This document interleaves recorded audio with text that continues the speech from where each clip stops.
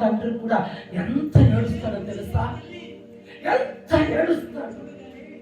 అయ్యో, నా పిల్లలు మంచిగా చేర్చుకోవాలి, నా రాజ్యానికి రావాలి, నాతో కలిసి సంతోషంగా ఉండాలి, ఆనందించాలి, ఈ బంగారు వీధులలో నడవాలి అని దేవుడు తన స్వరక్తాన్నిచ్చి శరీరాన్ని చంపుకొని ప్రాణ త్యాగం చేసిన దేవుడి ఈరోజు మనం అందరం ఏం చేస్తున్నామో తెలుసా? నేర్చుకోలేకపోతున్నాం.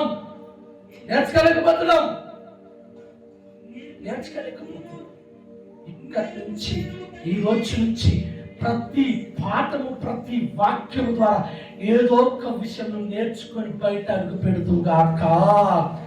అలా నేర్చుకున్న వాళ్ళు బాగుపడాలి. అలా నేర్చుకున్న వాళ్ళు ఉన్నత స్థితిలోకి చేర్చబడ్డారు. అలా నేర్చుకున్న వారు ఉన్నతమైనటువంటి మార్గాలలో ప్రయాణము చేస్తారు. నేర్చుకోలేనటువంటి వారు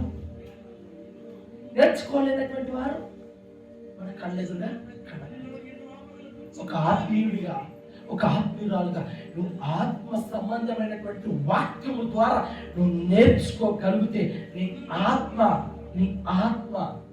బాగా వినండి, మీ ఆత్మ ప్రభు సన్నిధిలోకి చేర్చుకుంటాడు. మీరు కనుక విన్నట్టుగా విని ఇక్కడ నుండి వెళ్ళిపోయి ఏమి నేర్చుకోకుండా ఉంటే అదే ఆత్మ నరకంలో పాడేసి ఏడుస్తూ ఉంటాడు. మరి నేర్చుకోవాలి. ఏం నేర్చుకోవాలో ఓ 3 విషయాలు చెప్తా.